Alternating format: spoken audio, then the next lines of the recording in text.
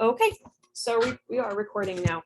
So this video is a question from a student. It's a very good one about the Renin-Angiotensin Aldosterone system, and specifically how it stops, or alternate question, what systems or hormones might do the opposite of what it does. And it's a really good question, which I'm betting other students are also curious about. So I thought I would just go ahead and make a little recording of this. So essentially, and I'll choose blue because that seems appropriate, all of this stuff is about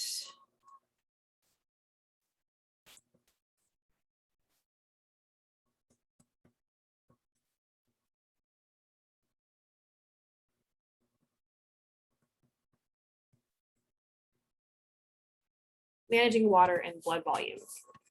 And before I get into the specifics of the question, I do want to take a quick moment to note the relationship between these two, because a student asked about this a couple Zooms ago, and I also happen to know that conceptually this is not always an intuitive idea for students, so it seems worth mentioning. So blood,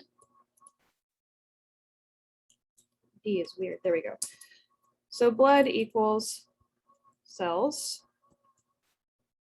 mostly red, and plasma, which is the non-cellular part. It's just kind of juice with stuff in it, not to be gross, but plasma is 95% water. And plasma is also about 55% of whole blood, with the rest of the percentage being made up by cells. So if your blood is about half plasma and plasma is almost entirely water, what that means is your blood is largely water. It's just water with stuff suspended in it. So the pressure of the blood pushing on your vessels, so let's draw a little vessel here, draw a cross section, and then I'm going to make my plasma be yellow. So blood volume is how much blood do you have? If you have blood in a finite, limited amount of tubing, the pressure that that blood exerts on the tubing is going to be related to its amount, right? So if I have a lot of blood, meaning a lot of water in my blood, it's going to push on the tubes that contain it harder. So hydrostatic pressure, or blood pressure, is proportional to volume, because if you have more juice inside of the tubes, the pressure that that generates is going to be a higher amount. So that's the link between blood volume, blood pressure, and water. Okay, so having gotten that out of the way, let's discuss management of these things. So we have two possible paths.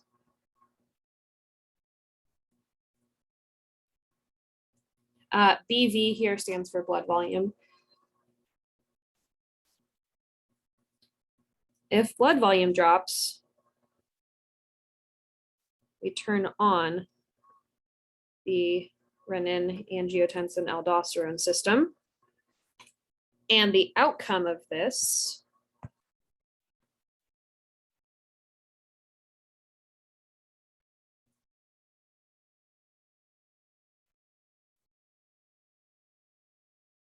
increase blood cells and increase amount of water to restore our blood volume. So if we lose some blood, the renin-angiotensin aldosterone system is going to add some back. Now, this student's particular question was about how atrial natriuretic peptide works to stop the renin-angiotensin system. And I want to be specific about the word stop, because it's not wrong, it's just not the best description of this relationship, because it's not a feedback loop in the way that you might be used to. So instead, it would be more correct to say, let's go back up here, and I'll pick a different color with blood volume is too high for some reason. And we can discuss reasons why that might happen. Then release, and I'm going to spell this out just so we can talk a little bit about where it comes from, what the words mean.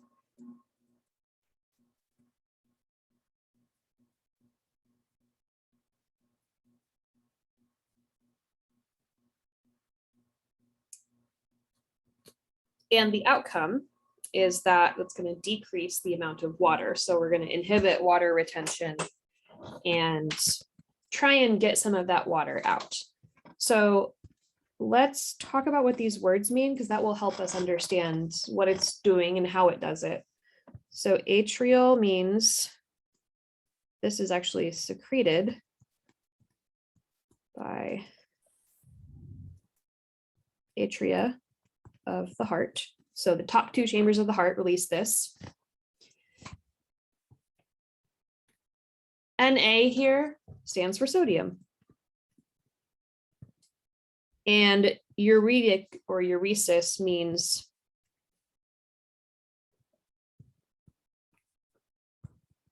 lose whatever it is via the urine, and then peptide means this is a water-soluble hormone and binds to surface receptors. So this hormone is produced by the heart, which we don't think of as classically being an endocrine organ, so that's interesting. And then natriuresis means we're going to lose sodium in the urine, and that doesn't seem intuitive right away because you're like, sodium, but I thought we want to lose water. So here's where we get into a little bit of a discussion about hormonal relationships. I'm going to erase this stuff. And we're going to talk about what aldosterone does and what ANP does, because they are the inverse of each other.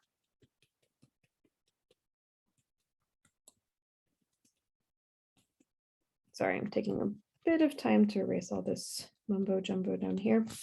Okay, so we're going to have aldosterone over here. And we are going to have, I'm going to make it yellow because of P,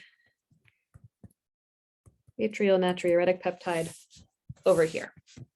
So I'm going to build myself a little list. So aldosterone acts on kidney,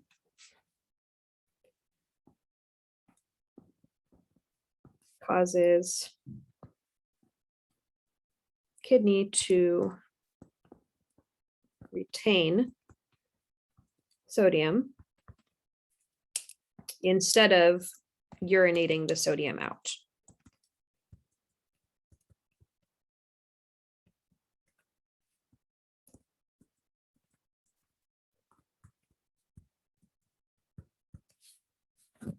And here's the deal with sodium. It's a salt, right? And sodium is very attractive to water due to osmosis. So if I have, I'll just draw a little renal tubule for myself here.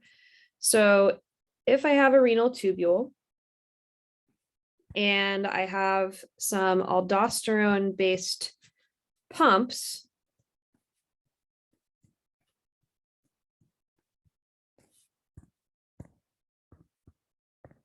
and these pumps are basically taking the sodium that's inside the tubule, and they're going to move it out.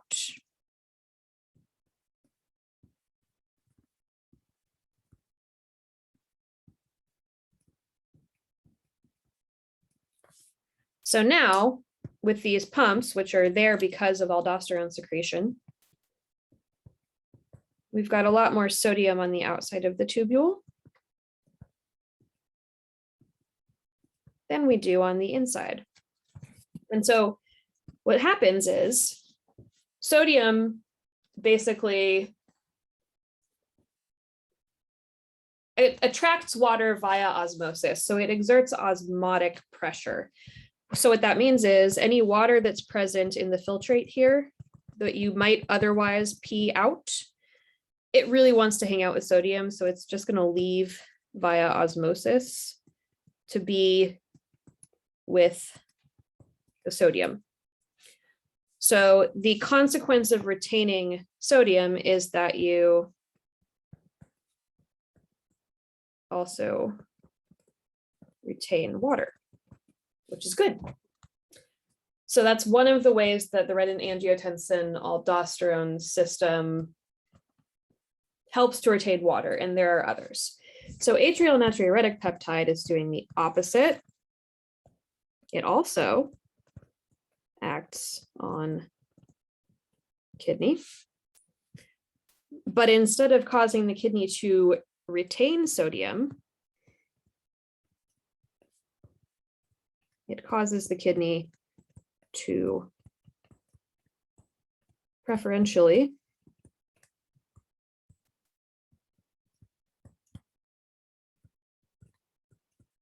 excrete sodium. So sodium is staying in the renal tubule, and it's even being moved in there, and that attracts water in. So let's draw our same tubule over here. So ANP pumps, there we go.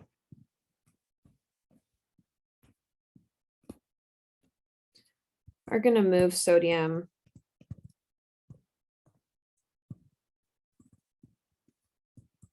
in to the tubule. And so that gives us a situation where we have a lot more sodium inside the tubule than on the outside of it. And once again, if we have any water around, the water is going to follow the sodium. So H2O is going to enter the tubule and be included in the urine that the tubule is producing. And that causes loss of water in urine. So a pair of hormones like this, where they both act on the same organ and the same part of an organ, but the effects they have on that organ are opposite to each other, we call these hormones that have an antagonistic